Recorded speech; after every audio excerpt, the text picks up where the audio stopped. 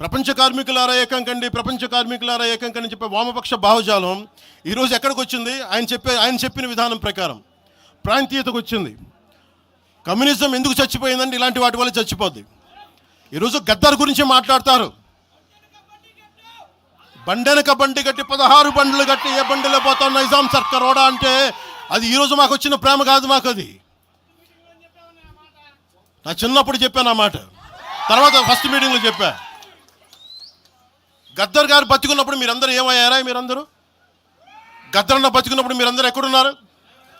గద్దరన్న వెన్నులో బుల్లెట్లు దిగితే గద్దరన్న నా దగ్గరికి వచ్చాడు. ఒకటి అడిగాడు నా ఆఫీస్కి వచ్చి, మన జర్నలిస్ట్ కాలనీలో ఉండే జనసేన ఆఫీస్కి వచ్చి, అరే తమ్మి నాకు బుల్లెట్లు దిగినీరా, నాకు వెనకాల నన్ను స్వేచ్ఛగా రే అని పిలుచుకునే అంత చనువు మా ఇద్దరి మధ్య, నాకు బుల్లెట్లు దిగినీరా ఈ వెన్నులో, నడవాలంటే ఇబ్బందిగా ఉందిరా, నాకు కారులో పోవాలంటే ఆటోలో తిరగలేకపోతున్నా, ఒక అండంగా అడుగుతున్నా, హక్కుగా అడుగుతున్నా, బండి కొనివరా అంటే ఆయన ఒక 24 గంటలు 3 రోజుల్లోనో 2 రోజుల్లోనో బండి కొనిచ్చాను నేను ఆయనకి. ఇప్పుడు ఎందుకు చెప్తున్నానంటే ఆ రోజు నేను చెప్పుండొచ్చు, నేను చెప్పట్లా. మీకేం తెలుసు గద్దర్ గారి గురించి? మీకేం తెలుసు? మీరేం మాట్లాడతారు గద్దర్ గారి గురించి? బతికున్నప్పుడు ఆయనకి ఏం చేశారు? మీరందరూ బతికున్నప్పుడు మీరేం చేశారు ఆయనకి? మీరు పర్మిషన్ ఇవి కూడా ఇవ్వాలా? మీరు ఒక్కళ్ళు మాట్లాడలా? ఏదైనా అవసరం వస్తే నా కాడకు వచ్చి ఆయన గద్దర్ అన్న ఏంటి ఏమనుకుంటున్నారు మీరు? నేను పాలిటిక్స్లోకి వచ్చాక తెలుసు అనుకుంటున్నారా గద్దర్ అన్న? మీరందరూ చూసిన ఖుషీ సినిమా చూసిన తర్వాత చిరంజీవి గారు ఫోన్ చేశారు నాకు, అరే గద్దర్ గారు ఫోన్ చేస్తున్నారా నీకోసం, ఒకసారి నేను కలవాలంటాను.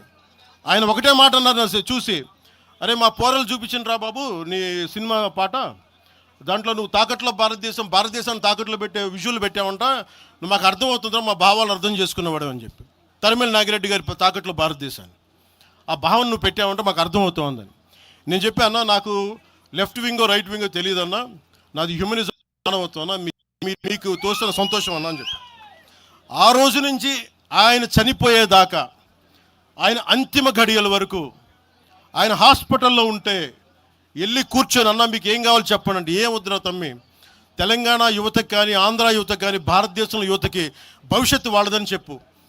ఆయన నాకు రాసిస్తే, ఆయన నాకు ఒక లెటర్ రాసిస్తే నేను అది కూడా బయట పెట్టలా. ఆయనే ఒక ఆడియో ఫైల్ చేసి, నేను దాన్ని కూడా కూర్చొని చెప్పలా, ఆడియో ఫైల్ చేసి ఆయన ఒక చిన్న ఛానల్కి రిలీజ్ చేసి అది బయటకు వచ్చింది. మీరు కూర్చోబెట్టి తెలంగాణ గురించి అని మాట్లాడతారు. నేను నిజంగా ఎంత కమిట్మెంట్ లేకపోతే కొండగొట్టు ఆంజనేయుడికి నేను 30 కోట్లు టీటీడీ నుంచి చెప్పిస్తాం. మేము ₹1 కోటి ఎందుకు మా కూర్చోబెట్టి తెలంగాణ ప్రభుత్వానికి ఇస్తాం? ఆపదలో ఉన్నప్పుడు, విపత్తుల్లో ఉన్నప్పుడు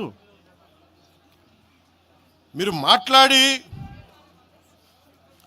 మీరు ఈరోజు మాట్లాడుతూ ఉన్నారు, బెదిరిస్తున్నారు. ఒకటే చెప్తా ఉన్నా, ఇక్కడున్న నాయకులందరూ కూడా, మా శంకర్ గౌడ్ గారి దగ్గర నుంచి ఇక్కడున్న నాయకులు పేరున సంపత్ నాయక్ కానీ, సాగర్ గారు కానీ, వీళ్ళందరూ కూడా మీరు బెదిరిస్తూ ఉంటే మేము భయపడి, సారు మీ కాల్ముక్తా సారు, మీ బాంచన్ సారు అని అంత భయాలు ఉన్నాం. మేము వాళ్ళమే కాదమ్మా. ఇక్కడ మేము ఒకటే చెప్తా ఉన్నా, వైఎస్ రాజశేఖర రెడ్డి గారు బతికున్నప్పుడు ఆ రోజు మీ గొంతులు ఏమైనాయో ఆ రోజున మీ అందరి